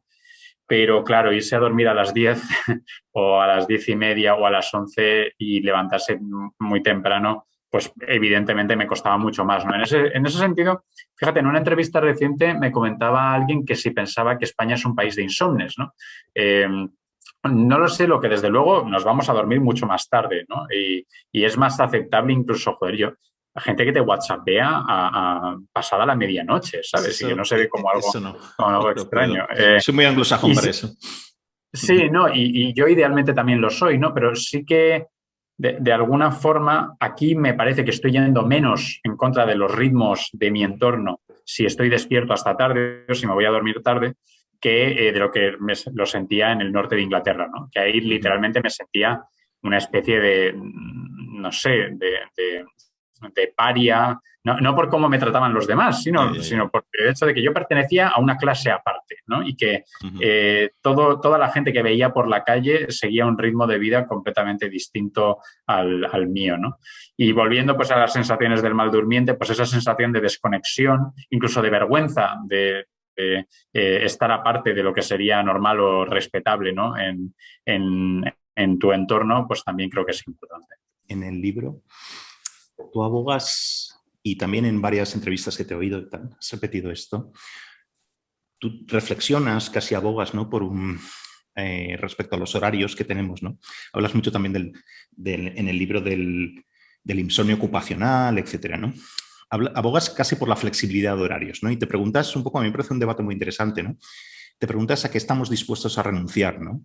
Si al Uber que te lleva al aeropuerto a las 3 de la mañana, ese tipo de cosas, ¿no? O a tener, por ejemplo, una ciudad como Madrid, que parece que está todo abierto continuamente, ¿no? Entonces, eso lo ligo también con una reflexión que haces un poco hacia el final del libro, ¿no? Que tú dices, dados unos horarios ideales para ti, que te permitirían pues, trabajar a las 12 de la noche, a la 1 de la mañana, etcétera, ¿no? ¿A qué estás dispuesto a renunciar por dar lo mejor de ti? En tu caso, pues, como escritor hablas, ¿no? ¿Qué darías a la literatura, ¿no? Y tú te respondes también ahí a tanto no, ¿no? O sea, renunciar a tanto no, ¿no? Entonces, se queda un poco ahí, ¿no? O sea, ¿en qué consiste? Quiero decir, se puede decir de escritor o cualquier otra profesión que uno tenga, ¿no? O sea, ¿qué estaría dispuesto uno a renunciar por poder trabajar en unas horas o por llevar una vida en la que pueda dar lo mejor de sí mismo, ¿no? ¿Y en qué consistiría esa renuncia, ¿no? Por ejemplo, en tu caso, ¿no? Pues es una cuestión de carrera profesional, una cuestión de vida en pareja, de poder literalmente poco compaginar los horarios? ¿Qué crees en qué consisten esas renuncias de la gente que tenemos digamos que nuestro pico de energía un poco va descalabrado respecto a cómo nos organizamos la vida profesional, por ejemplo, ¿no? Sí, también es una cuestión amplia y que generalmente se tiene que plantear todo aspirante a escritor. Recuerdo leer un artículo de Muñoz Molina en el que, no sé si era artículo o entrevista, pero en el que hablaba de que estaba leyendo las memorias o los diarios de Naipaul, ¿no? Sí. Y veía que Naipaul era alguien que había decidido muy rápido que toda su vida iba a ir dirigida hacia la escritura y que todos los otros elementos de su vida siempre iban a quedar, digamos, en un lugar secundario frente a la importancia que le daría a la escritura y a su obra, ¿no? Y Muñoz Molina decía que él leía eso y él sabía que él nunca iba a ser un escritor como Naipaul porque a él le importaban otras cosas, ¿no? No podía supeditarlo todo a su obra. Y eso que él es un escritor profesional, ¿no? Pero para muchos, Sí, sí. sobre todo los que estamos empezando, pues tienes la idea de, bueno, dedicarle a la escritura requiere mucho tiempo. Las novelas no salen solas, tienes que dedicarles horas y esfuerzo y también muchas lecturas y eso muchas veces es incompatible con un trabajo normal que te pueda generar una remuneración más o menos digna, ¿no? Y muchas veces dices, bueno, pues, ¿qué hago? ¿Me mantengo en este trabajo normal o intento encontrar trabajos de media jornada, aunque luego mi situación material vaya a ser muy más jodida y tal, ¿no? O sea, que esta pregunta se plantea en muchas áreas Sí, sí. siempre basándose en una intuición, yo creo que bastante lógica, que es que para ser realmente bueno en algo tienes que dedicarte mucho a ello, ¿no? Muchos tenemos la intuición de que podríamos escribir cosas buenas, pero si le dedicáramos el tiempo que es necesario hacer, ¿no? Como cualquier elemento, digamos, de creación. Aquí las musas no existen, ¿no? Sobre todo cuando entramos en el terreno de la novela. Entonces, yo, por ejemplo, me planteaba esto pues a la hora de decidir si tener hijos, ¿no? O sea, yo ahora tengo una hija pequeña. Yo me planteaba muy claramente, bueno, si decido tener hijos, mis horarios serán los de los niños, ¿no? Y así va a ser. Así va a ser que yo tendré que llevarla a la guardería, tendré que estar para recogerla a la guardería. Desde luego, las noches de ponerme a trabajar después de cenar y estar hasta las 4 de la mañana, pues puedo hacer una o dos, pero me van a destrozar la vida porque voy a tener que levantarme siempre a la misma hora para llevarla al colegio, ¿no? Y no quiero ser mal padre, no quiero ser un padre que desatienda o que descargue tampoco quiero ser mal marido, ¿sabes? Un marido que descargue sobre la pareja, digamos, encargarse ella solo de llevar los horarios de los críos, ¿no? Entonces, bueno, pues tengo que renunciar en buena medida a utilizar o aprovechar esos momentos del día en los que yo podría escribir mejor. Que ya lo sé, digamos, por proyectos literarios anteriores, que son los momentos más naturales y en los que realmente yo escribo bien, ¿no? Que es, pues eso, entre final de la tarde y mediados de la madrugada, ¿no? De alguna manera, yo esa renuncia ya no la he hecho, ¿no? Y estoy muy tranquilo con esa decisión. Creo que aquí también uno se basa en esto en base a intuiciones, ¿no? Y aunque yo me planteaba esto racionalmente, yo ya intuía cuál era la respuesta correcta. Yo ya sabía que para mí iba a ser más importante tener hijos y, digamos, tener una vida en pareja estable más que intentar escribir la mejor novela que jamás podría escribir. Intentaré escribirla igualmente, ¿no? Lo que pasa es que desde luego no voy a hipotecar lo primero a lo segundo. No, Luego, si no. me preguntas en un plano más social, claro, aquí también está la cuestión que la flexibilidad de horarios tenemos que tener en cuenta que también es una cuestión de clase, ¿no? Gente como tú y como yo que tenemos trabajos en la universidad o gente que trabaja en el mundo de Silicon Valley, ¿vale? Gente que trabaja en startups o lo que sea, te dirían, bueno, en realidad yo tengo mucha flexibilidad de horarios. Es verdad que si un semestre te toca la clase de las 9 de la mañana, pues eso es innegociable, pero, por Es ejemplo, una cosa. las universidades públicas españolas tienen turnos de tarde. O sea, y tengo compañeros, por ejemplo, una compañera, estoy pensando en concreto, que tiene muchos problemas de sueño, que ella siempre elige dar clases en el turno de tarde, después de comer, porque es lo que le permite, digamos, un horario de trabajo más natural para ella. El repartidor de Amazon no tiene este lujo. El albañil no tiene este lujo. La persona que tiene que subir la persiana del Carrefour no tiene ese lujo, ¿no?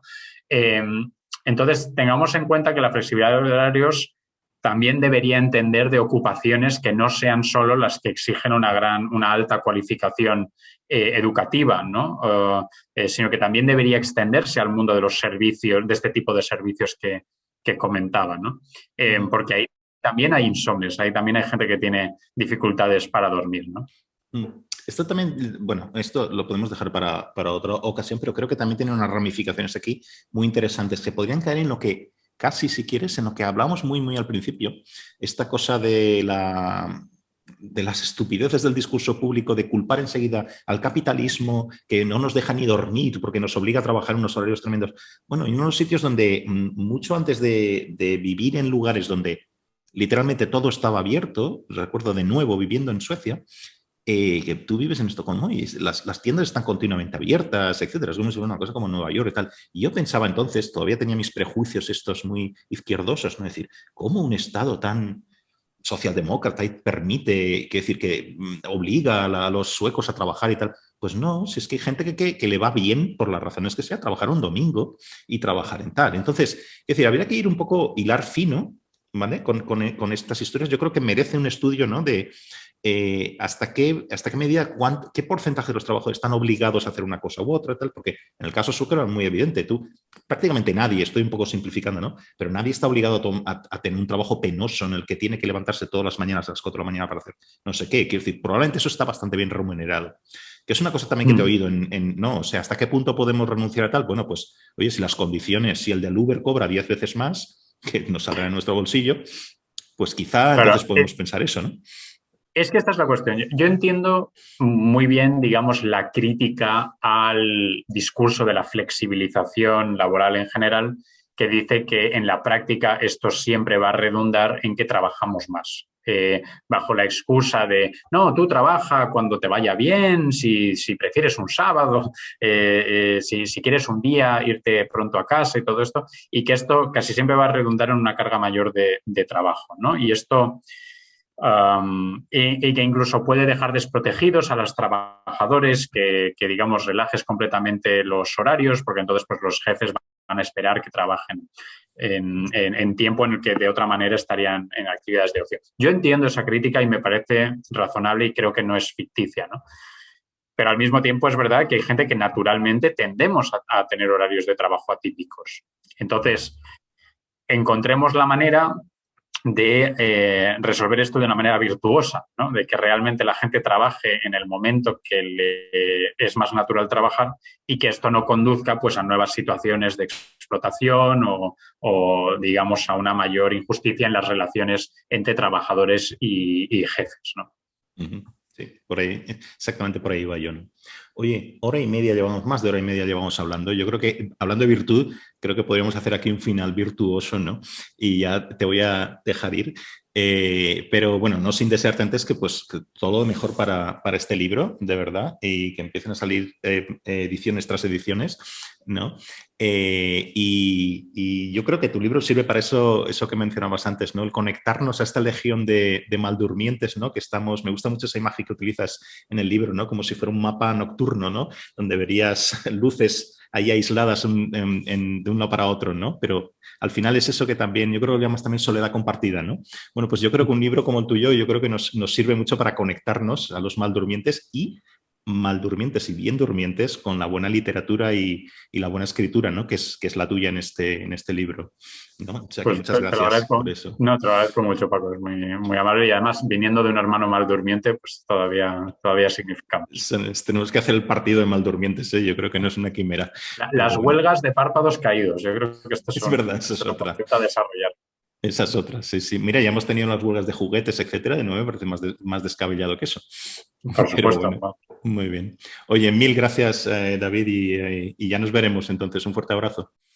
Genial. Cuídate mucho, Paco. Muy Adiós. bien, gracias, hasta luego.